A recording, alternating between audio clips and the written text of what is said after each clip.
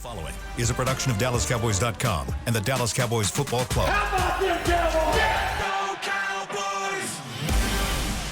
This is Mick Shots, streaming live on DallasCowboys.com and the official Dallas Cowboys app. Now, here are Bill Jones, Savannah Humoller, Everson Walls, and Mickey Spagnola.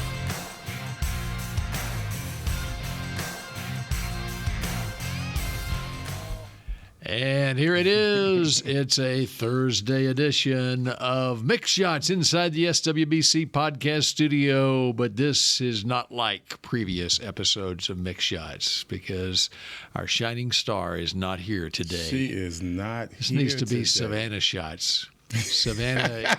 I like that, man. I like that. It rolls off the tongue better. It does. Much better than Mix Shots. Yeah, there's alliteration there.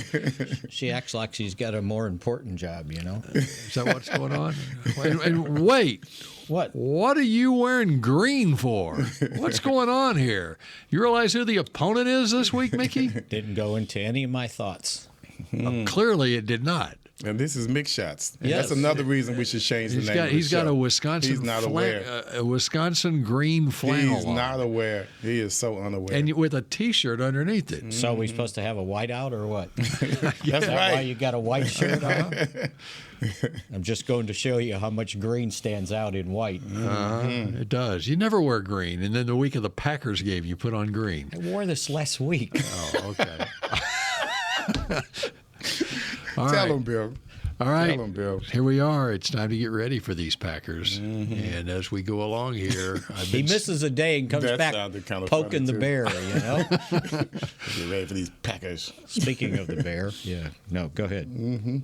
Well, it's Thursday. It's time to get serious about these Packers. And I started getting serious about them last night, and I've got some cause for concern. We were serious about him yesterday, Yeah, we were.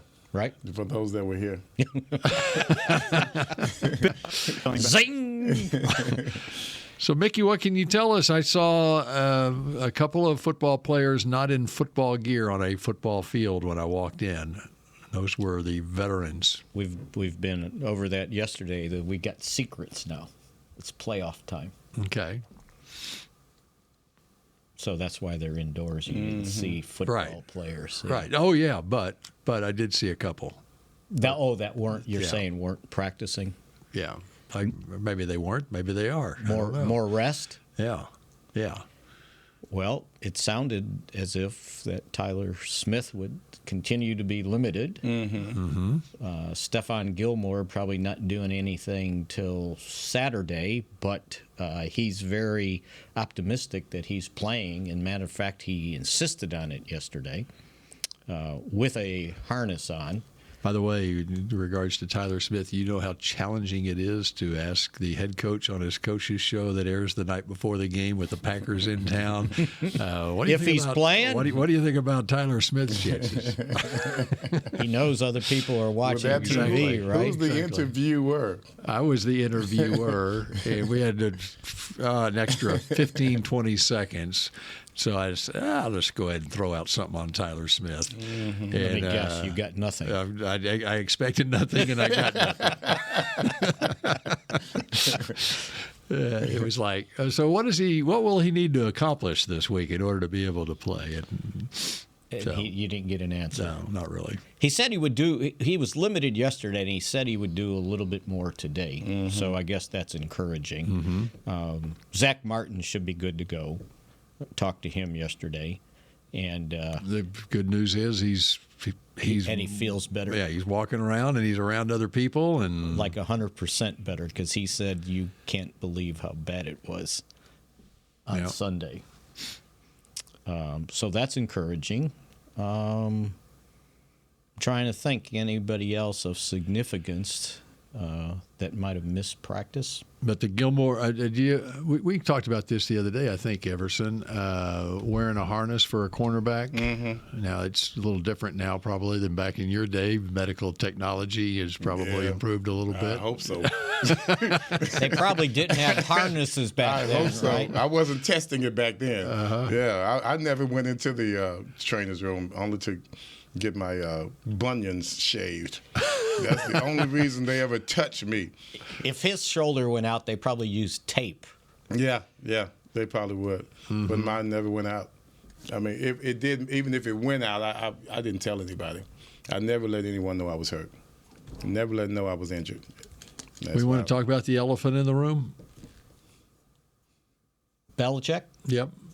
You just noticed that up there? No, I mean, Everson played for him. I know. So Played for both might of as them. well. I played for both of those guys. Saban also, yeah. So we get two elephants in there. We had three elephants in the last 24 hours. That's right. Pete Carroll, Carroll. and then Was Saban, and then he was a He was my defensive- DC. He was my defensive DC when I coordinator was at in Cleveland. Yeah. They got rid of me the year before they had the big year in '94. That's when they came to Dallas, and they beat us. And Belichick on the goal line. on the goal line. That's when I was like, man, these guys, 2 inches. they're better than when I was there last year. Terry Taylor was the cornerback that they replaced me with. He had a heck of a season. There were no It's big more. of you to admit that. Oh no, they were. I was 33 years old. It's time to get my butt out of there, bro. I mean, I still could have possibly played with them, but no, I didn't want to be one of those guys just hanging around, just because you knew somebody. And that's why I went there to Cleveland, because I knew, that was the only moment that I actually went to a place where a coach kind of, vouched for me. So I was there for a couple of years. Those 2 good years. Okay, were so you that was what year surprised? again? 92? 92, they brought me in, half the season. So playing for Belichick and Saban, Saban. At in the same 92, time? 31 years ago. Did you ever cross your mind that 30 years from now, these two will be regarded as the greatest of all time, pro football and college football? You never think that. And this is, anyone's gonna be mind you, greatest you of had all played time. for one of the greatest of all time in Tom Landry prior to doubt. that, and then No Bill doubt. Parcells also. And Eddie Robinson. Eddie Robinson. Rob, yeah. So I was used to good coaches, but they were already legends when I was there.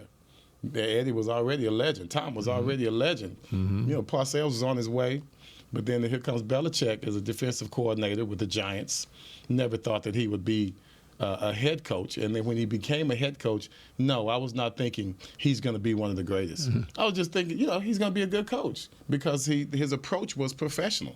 And the way he treated his other coaches and the way they responded to his demands, they were all in. Ron Springs came down there once just to have a good time because they wanted him to teach them how to run a screen pass. And if you recall, Tom Landry had the best screen passes going in the league at the time. Tom, Springs, Dorsett, Preston Pearson. They all knew how to do it. So Ron was going to teach the guys in Cleveland how to do it. Well, after they're done all day, he's ready to go out and hang out and party a little bit, right? It's training camp. We want to go out and hang out and have a good time. No one would leave the room until Belichick left the room. No one would leave the office until Belichick left the office. And so Ron is like, hey, man, let's go. They're like, no, man, coach is still in there. He go peep on Belichick. He's on the treadmill watching film. So it's going to be a while. So Ron would always hang out and party with us. He couldn't hang out and party with the other coaches because they were on it. And this is training camp. They were on it because Belichick was on it. And back then, if you're on the treadmill watching film, it's not like you have an iPhone where you're watching it on an iPad or something. No, he's got it on the big screen. He's got a big screen. Right The there. clicker in his hand. Clicker in his hand, and he's not walking, he's jogging. You know what that reminds me of? Jason Garrett told the story when he was Saban's assistant in Miami.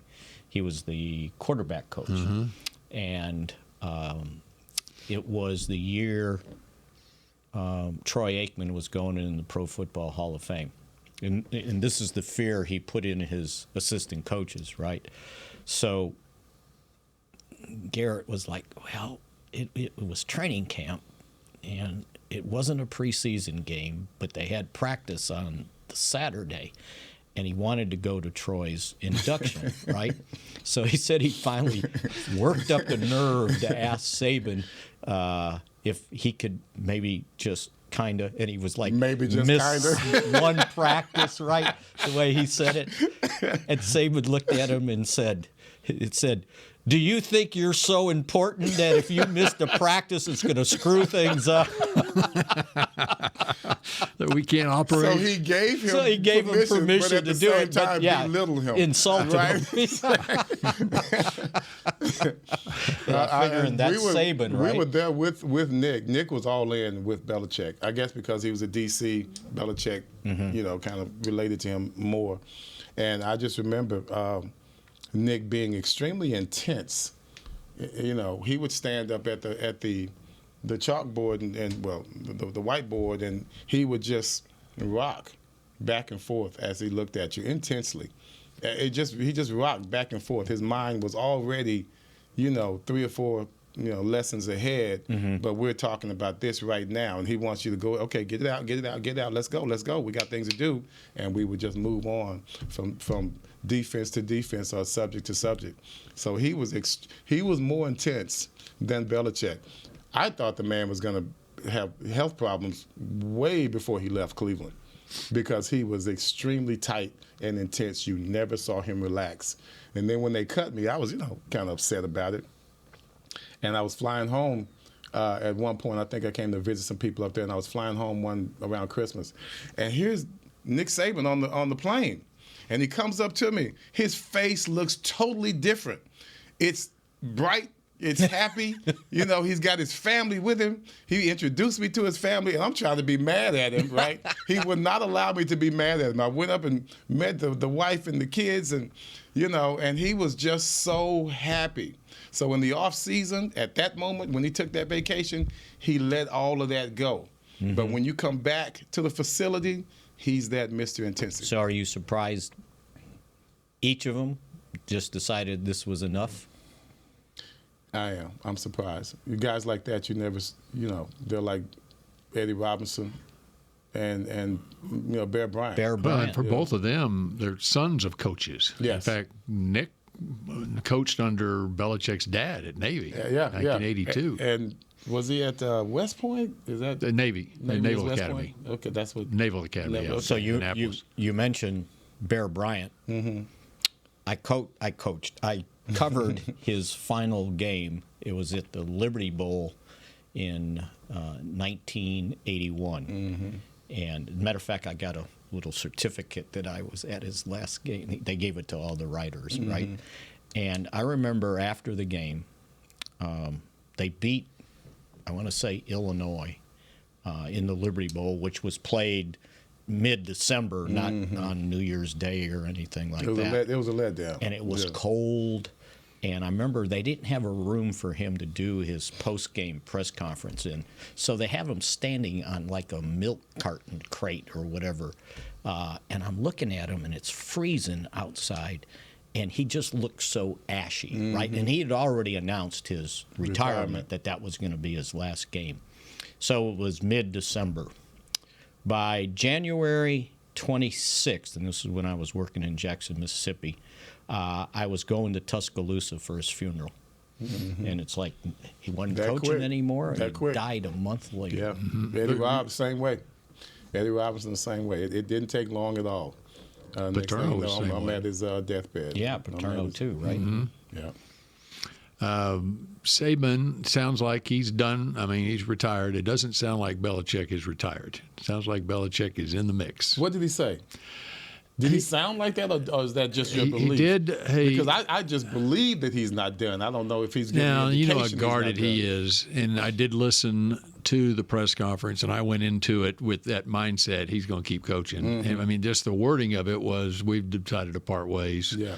And like it, it was a Patriots decision. So he probably the wording did not. was he will not be back as a head coach. That's the word. Would they move him into the front office like That's what I'm. Carroll? And I don't know, and I'm not convinced Carroll's going to do that either. I mean, and you listen to Pete Sounds Carroll, good. and he's ready to go. In fact, He's still ready to if go. I'm the Chargers, I am either one of those guys, but Pete Carroll in Los Angeles with the Chargers, that's good. exactly what they need. That looks good. As far as a PR standpoint and Familiarity. and a defensive coach, and they need to do something with their defense. And he's working with a quarterback. But he's got potential. Yeah, he's got immediate cred with the populace in L.A. You know, already for what been there. with SC, and you know, he's a seems like a Southern California fit. No doubt. You no know, doubt. If you were I can't see Belichick going west. I'm the same way. Yeah. Now, he's never been west of the Mississippi. And all his coaching has been over on this side of town. If you were Washington, would you hire Saban? After After their experience with Spurrier, Saban has NFL coaching experience, would he? There's so many open jobs now in the NFL. Yeah. I know he's set. What is he? 72 Well, what about Belichick? now? Yeah, in Washington. but I just thought Saban, just backing out like that and just. The day before he was interviewing coaches for his assistant jobs, right? I don't know. He seems like he still has the energy for it. See, the be a head coach. the I think- difference with Saban is the change in college football now. That's it's what totally I was going to bring different. up. And for him to be able to continue to prolong it, I think there was a comment from him that he was quoted as saying, "Well, what if we go 8-4 some year?" It's like. Well, The they've sky has already fallen. they've And already. you could easily go 8-4 one year. He's already in this had landscape. like a dozen or two players going into the portal. They want to transfer. To me, it's like being in the pros anyway. So The way college is now. So you it's go not to like the it's that NFL much of a NFL, he difference. won't have as many first-round draft picks on his roster. Right. but you don't have to recruit 18-year-old kids. Right. You don't have to deal with NILs. You don't have to deal with the transfer portal. And you've got grown men that pretty much should understand where you're coming from Right away. But you are destined to go 8-9, and okay, well, maybe he wasn't as great a coach as we thought he was. And do you have time for someone 70-plus years old? Yeah. Yeah, for a number of years down the road. Well, but in the NFL, let's face it. It's the head coaching jobs in the NFL last from about 6 months to 3 years, and you're out. I just think it'd be less headaches to be in the NFL. Although you can't That's recruit what I think. You can't That's what I recruit a think. quarterback. You got to find one, right? You don't have to repeat yourself so much in the pros. Yeah. For Saban and Belichick, it's got to be with ownership that allows them to do their thing, And they'd have to have a quote-unquote GM alongside them that I'm who they're working wondering if they have any, does Nick have any contacts in Washington? Or I just threw out Washington. It was, it's a kind of high profile. and new owner. It is. Yeah. So I don't see him going to like Carolina or something like that. Although he'd be a god there in the South. It'd be interesting. the last coach lasted 3 months into the season. Not even into. All right, we're just getting started on this edition of Mick Shots. Let's take a look at Lombardi's Packers when we come back in just a moment. I'm Dak Prescott, quarterback of the Dallas Cowboys. And they snap it to Prescott, who looks right. It's not there. He escapes left. He'll run for a first down. Just like football, when it comes to crypto, it's important to have a team you can trust. With blockchain.com, I know I'm in good hands. Since 2011, they've been trusted by millions around the world to buy, sell, and trade cryptocurrency. Prescott's going to run this himself.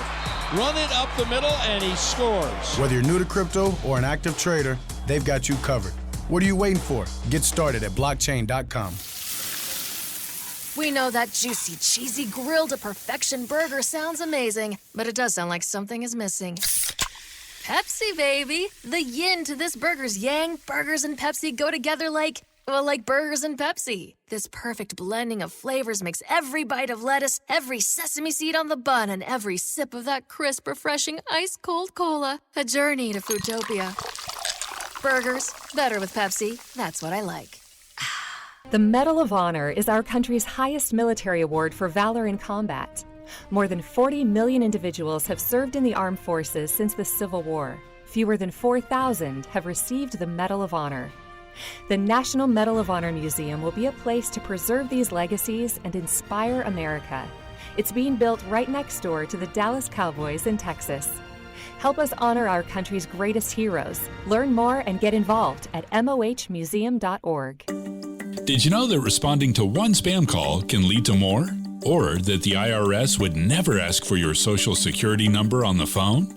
Beat scammers at their own game by subscribing to AARP Fraud Watch Network alerts and texts. At aarp.org/beatscammerstx, you can sign up to receive information that helps you recognize and avoid the latest scams.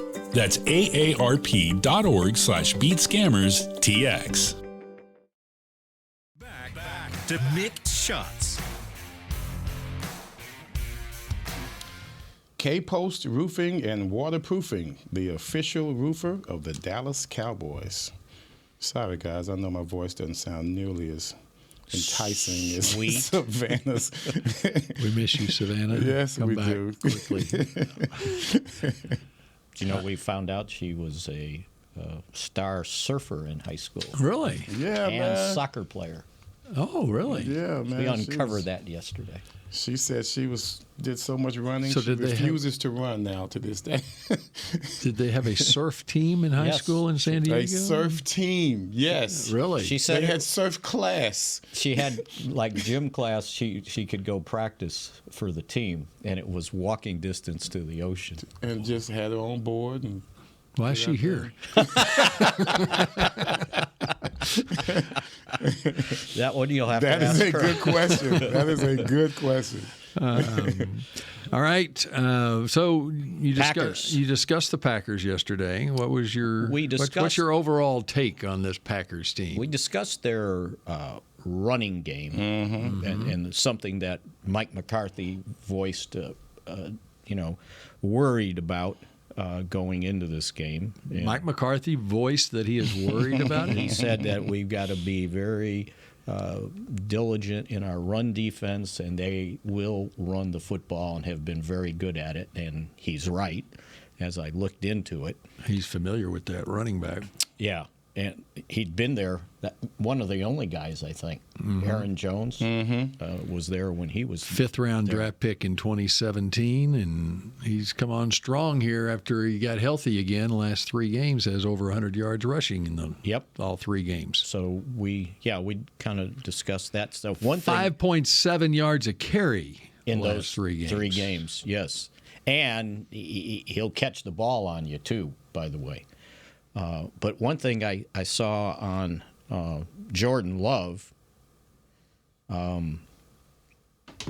He's the 3rd NFL quarterback in his first full season starting to throw for 4,000 yards and 32 or more touchdowns. He's the 3rd one? First season with multiple starts. Okay. The other 2, Kurt Warner in 1999 and Patrick Mahomes in 2018. So he came on as the season progressed. I'll say. And how about this? Look at his numbers the last 8 games. I know. Yeah, man. He's We talked about it, yeah. he's also the first Packers quarterback to lead the team to the postseason since 1950. Run that by me one more time. First Go ahead. Green Bay quarterback to lead the Packers into the postseason in his first year Okay. since 1950. I don't know if it was Curly Lambeau or Yeah, we were waiting on you. You're the that was a little Packer bit fan. before You're the me. Packer A fan. little bit before me. And I think it took Bart Starr at least a year or 2 before he did it. Just compare Jordan Love's numbers, his last 8 games, to Dak Prescott, the last 8 games. Now, Love, the Packers have won 6 of those 8 games, okay, and the Cowboys have won 6 of those 8 games. Dak's streak actually goes a game more than that. The Cowboys are 7-2 the last 9 games, but just to make it level playing field, 8 games, okay? Dak, 198 completions, 290 attempts. Love, 196 completions, 279 attempts. So Dak is at 68%, Love at 70%. Dak, 2,101 yards passing. Love, 2,158 yards passing. That's 7.7 yards per attempt for Love, 7.2 yards per attempt for Dak. Touchdowns, 19 for Dak, 18 for Love. Interceptions, 3 for Dak, 1 for Love. They mirror each other in their statistics and running the football. They're both about this. Dak's a little bit more, 24 carries, 107 yards. Love, not a real run threat, but can 19 for 65 and 2 touchdowns. Sacks. I don't have Dak's sacks here, but Love's only been sacked 11 times in those 8 games. And you realize pretty sure Dak has been sacked more than 11 times in 8 games. Yeah. You realized his 32 touchdown passes were second to Dak. Overall, for the overall season. Yeah. Yeah. Second. Yeah. So but they got off to a 2-5 start, and really, and this coincides the week before Thanksgiving. Okay, they beat the Chargers. I think it was 23-20 the Sunday before Thanksgiving, and then I remember turning on the TV before going to the stadium on Thanksgiving Day and going, "Whoa, the Packers are up on the Lions! How about this?" Well, that's basically where they started their roll. They beat the Lions on the road, and then the next week they beat Kansas City at home. And that got them to 6-6 on the season. Then they, like the Cowboys, against lesser opponents than the Cowboys, when the Cowboys lose in December to Buffalo and Miami back-to-back. Well, they lost back-to-back games to the Giants and Tampa Bay, a little bit different there. And now they've won 3 in a row to close out the regular season. And they've had some injuries at the wide receiver position. And most notably Christian Watson. And he's missed hadn't affected Jordan one way or the other. Right. He missed the last 5 games, by the way. He got hurt in the Kansas City game, and and we just think about that. You got hurt in the Kansas City game, and Love is still. And they lost the next. Let's see, they lost the next 2 after he got hurt, but they won the last 3. And again, the competition has not been great, Carolina, Minnesota, and Chicago. But what's impressive about them is their how young the wide receivers are and the tight ends. I mean, they basically decided when Aaron Rodgers was done there, okay, we're not keeping any of these veteran guys. We're drafting wide receivers, whether it's a 2nd round, 4th round, 6th round, we'll draft them in every round, or a tight end. And that's what they've done, and they've given playing time to them, and they've performed. Yes, they have. Impressive. I mean, their 2 top rookie wide receivers, Jaden Reed, 2nd rounder out of Michigan State, Dontavian Wicks, 5th rounder out of Virginia. Those 2 have combined for 14 touchdowns this season. Reed has 8 touchdown catches, 2 touchdown runs. Wicks has 4 touchdown catches. And then their second-year guys from last year, Romeo Doubs and Christian Watson. Doubs has 8 touchdowns, and Watson, before he got hurt, 5 touchdowns. So those 2 have combined for 13 touchdowns between them. He had more passing yards than Stroud, Stafford, and Hurts. So, yeah, this is. I got this feeling that everybody thinks this is. Oh, they're 9-8. It's a walk. I was looking at them going, and I'm guilty of it. Sat right here on Monday, I think, and said, "All right, one of the best things that happened to the Cowboys on Sunday was Carson Wentz and the Rams. They come back and they beat the Niners, and so now they don't have to play the Rams; they get to play the Packers." Yep. And then I started studying the Packers. Love. We're worried about Stafford. Right. Here's the concerning thing. I think this Packers team's got nothing to lose. They drafted 13 players. 9 of those rookies play prominent roles on this team.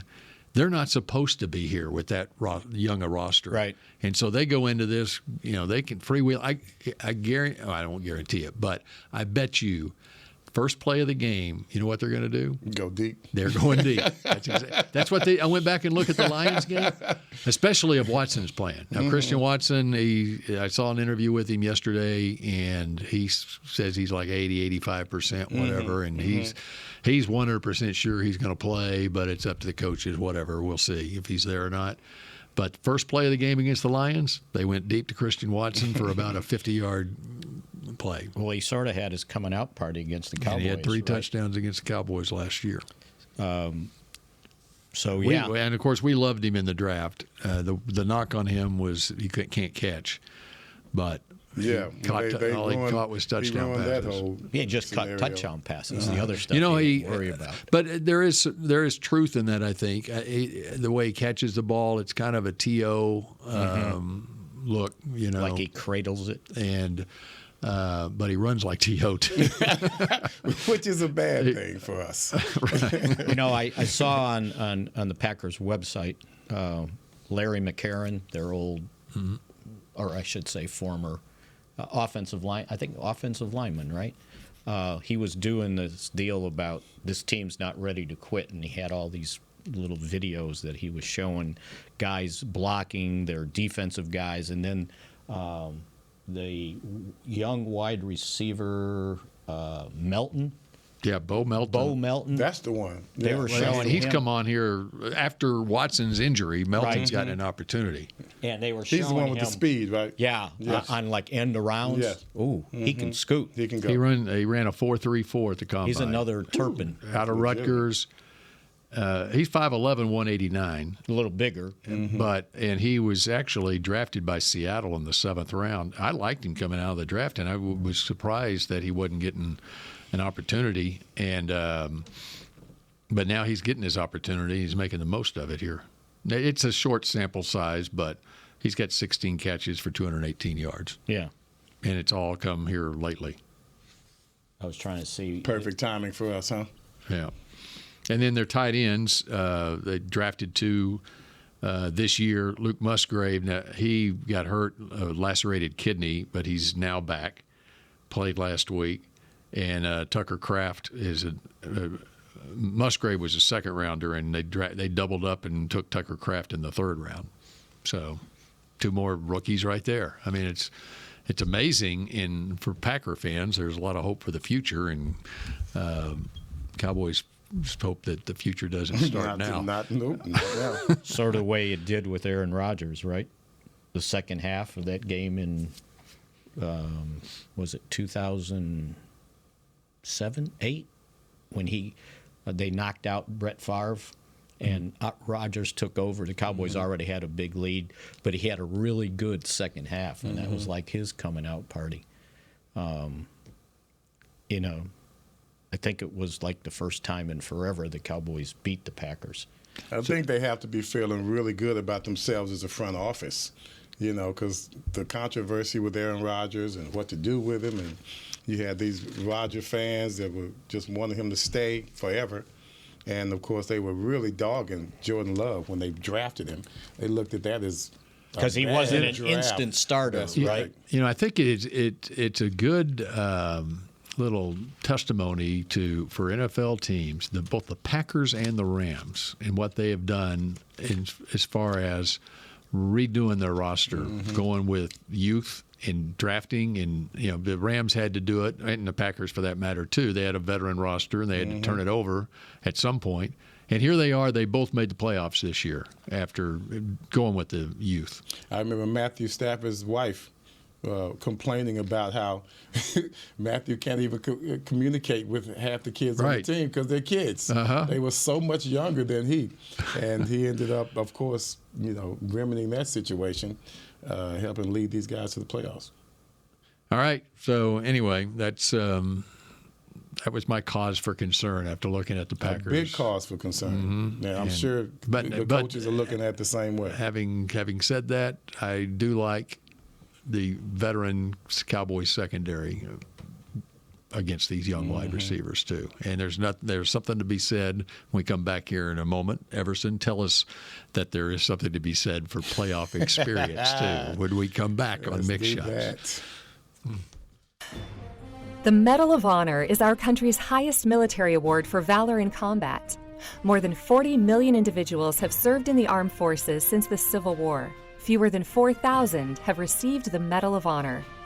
The National Medal of Honor Museum will be a place to preserve these legacies and inspire America. It's being built right next door to the Dallas Cowboys in Texas.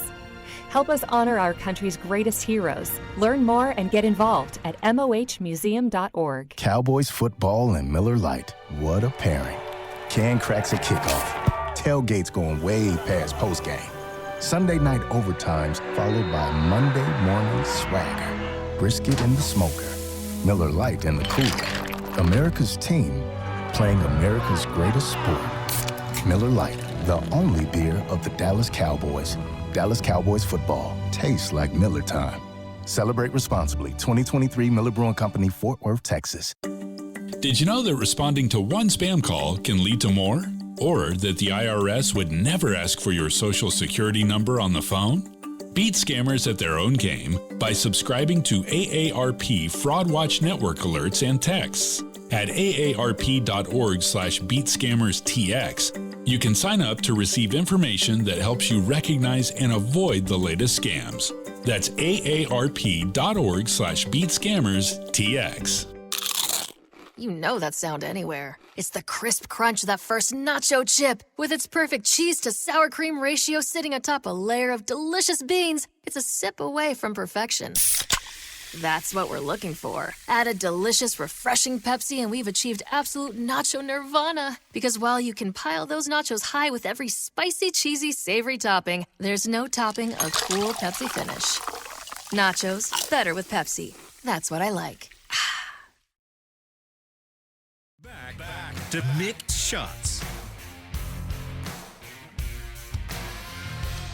The Star District. Enjoy premier dining, shopping, and experiences from over 20-plus restaurants, shops, and more at the Star District. Check out Women's Boutique Flea Style of Frisco and the official boot partner of the Dallas Cowboys. Lucchese. That's Lucchese? Okay. Enjoy New Year's celebrations at Snowbird Cocktail Lounge, Concrete Cowboy, and City Works Eatery and Poorhouse. Visit thestardistrict.com for the full directory. Savannah will be back tomorrow. God, thank God she will be. Jeez. I was going to say we need to go to lunch at one of these places. She can have this. I thought you enjoyed doing the reads. No, I just hated to hear Spags do it. Well, back at you. Is she going to be here tomorrow?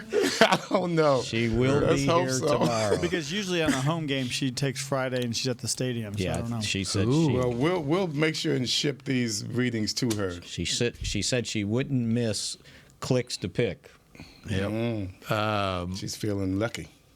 All right. So what else is on your legal pad there, Mickey? Brandon Aubrey, Special Teams Player of the Month. Mm-hmm. About that. Mm-hmm. Another little feather in his cap. You know, I was thinking, you realize the Dak Prescott led the league with 36 touchdown passes. Mm-hmm. CD led the league with 135 receptions. Deron Bland led the league with 9 interceptions. Aubrey led the league with 157 points, if I remember correctly. Mm-hmm. And Anger finished second in average punt and average net punt. So they've had some. That is our, he's our really undercover hero of this season. I mean, this guy. He gets us out of trouble every time. I love it. It was just pretty remarkable on the, some of the performances they had to get to. Well, Michael 12 Parsons and 5. led the league in pressures. Am I right? Yeah, that's not an official stat, but official. It's somebody else, whoever. Pro Football Focus. Yeah. Somebody else who covers that stuff. Mickey. Well, I mean, it was mentioned on nationwide TV. That's everyone else acknowledges Pro Football Focus. Not it's become the preeminent source for, except for Mickey. Mickey will never acknowledge PFF, right? That's right. I know that's just facts. I just acknowledge the NFL official stats. Mm-hmm. It's like they've become a partner with the NFL, but no, not they keep on creeping in. Mickey. Now, if they're next gen stats, I'll cite those. We'll go to Jesus. Yeah. And why is that? Because I don't know. I trust the NFL stats. Still don't trust how they do it. All right. You don't know. They don't know what the player was assigned to do on the play. That's right. Like. My perception, I think we talked about it yesterday, Everson, after Gilmore went out Yeah. Nashawn Wright goes in at left corner, and we were talking, in my mind, I'm going, well, I know where the next pass is going, right? And so I went up and talked to him about it, and he goes, yeah, I was kind of ready for it because when I went in that Miami game, the first play, they put Tyreek Hill on my side, and they threw it to him. But he said, but that was really the only one. And he goes, this time, I think they might have thrown at my side one time. They didn't come after me. And I said, well, either you did a really good job or they're foolish, one of the two. And the pressure. He laughed. The pressure. Yeah. But they didn't go after him. Or they were thinking about where their next job will be because they were about to lose their job. You got to look at who they were playing and the position that team was in. So, but he's the backup corner. If Gilmore, something happens, he's got to go in. If you're gonna look that way, you got to look through Michael Parsons. Right? If he's rushing from the left side? From the left side. I mean, most likely that's where he's going to come from. D-Law even likes it over there sometimes. Well, they both kind of switch back and forth. They do. But, yeah, you're right. That's a good point. Because, I guess you can give help over there, right? Depending on how you're playing your safeties. You can have your safety, kind of lean that way. A note from the Packers practice field. Cornerback Jair Alexander is not practicing today because of an ankle injury, not the shoulder. A.J. Dillon, the running back, again, not practicing because of his neck injury. Elgin Jenkins, starting left guard, isn't going either, though that appears to be more of a maintenance day. That's an update from Green Bay. Which is he's one of their two running backs with more than 600 yards rushing. He is definitely the thunder portion of the running back. And 247 pounds. That's a huge man. And like Ron Springs, you say, he probably walk around 260. He weighed in at 245. Right. A.J. Dillon at the combine, he measured 6 foot 247. He ran a 4.5 with a 10-11 broad jump and a 41 vertical. That's some explosion for my God. 247 pounds. My God. 41 vertical. 41 vertical. That's amazing. Well, he's coming at him. If he's playing. Yes, if he's playing. And I got reminded last night when I was looking at it, that 4 of the Cowboys' 5 losses, they've given up at least 109 yards rushing in those 4 games. And that includes 222 to Arizona and 266 to Buffalo. Let's be real, guys. The only thing that stops the opposing team from consistently running on us is because we keep scoring. Get a lead. Right? Once we score, then, Washington could have easily kept running the ball if we would have stayed behind 10-7 or whatever the score was at that time. But the fact that we were able to answer with Tony Pollard and Dak coming down the field, now they're switching their gears. Okay, guys, we can't keep running the ball because they're going to be bringing it on their front line. And it's been the run defense has been improved here the last couple of weeks. It's just amazing to me that the personnel on the field and to Dan Quinn's credit, he's and one of the reasons why he's a hot item as far as head coaching opportunities around the league. He evolves with the game, and he is at the front of putting extra DBs on the field and converting a safety down into linebacker type, whatever. But you see him line up and you go, they don't have enough big people on the field to stop the run, but then they're able to at times, and then and it's an aggressive approach defensively. But then you look at other teams and you go, approach defensively up front, and because that's guys right. like D-Law, Hankins. Can shoot a gap and make a play. They save us. Yeah. They save us. Right. And if you remember last year, in the 31-28 loss, the loss to Green Bay in overtime, they ran for 207 yards. Yeah. Well, Aaron Jones had 137, I think, in that game. He's something got a like big that. old chain around his neck. They go to the sidelines and, hey, way to go. Yeah. So, this is not a cakewalk. I think people need to understand that the way everybody's treating it, like, Well, if you lose this game, got to fire Mike McCarthy. I know everybody's. I love how when it comes to the Cowboys, there's no celebration. There's always consequences. Yeah. Hey, these guys are here. They're doing a good job. Ooh, who has the most pressure? Well, if they lose, it's going to be okay, guys. Can we just enjoy? It's not going to be a celebration of a first-round win. Every week we win, it's we saved our jobs. That's just Well, did somebody ask McCarthy today? Is the pressure on you because you're the play caller too? Mm-hmm. It's like, okay. I think his answer was, so this is all about pressure it's today, all about isn't pressure it? Exactly. So that's what we're looking forward to, guys. He sees through the narratives. Yeah, real quickly too. Mm-hmm. Yeah, absolutely. All right. Well, it's going to be very interesting, and we don't want it to be too interesting. Yeah. See, that's the thing. If the Cowboys play their game, they're going to be okay. Okay, right. My main concern with this Packers team is they got nothing to lose. Mm-hmm. Sort of the way Washington started off playing that game, right? Yeah. Go for it on fourth down. Fake this, fake that. First play is going to be either a deep ball or it's going to be Jalen Reed on an end around. Mark my words, they're going to come out with something. Hey, if we win the toss, what do we do? You know what I want to do? I want the ball. I'm keeping the ball. I want to go down and score and make them play catch up. We're at home too. I'm keeping the ball. And let's just run down and score on them. And then, okay, what you got now? Yeah. Take it to them. That's the thing. With a young, you can't let them believe that they can hang with you. Plus, with the crowd in a frenzy, though, they might think, well, let them go out on offense first, get a taste of this 93,000 crowd. It sounds cute, but no, I don't like it. All right. All right, here's your homework assignment. I want you to go look at Jordan Love, okay?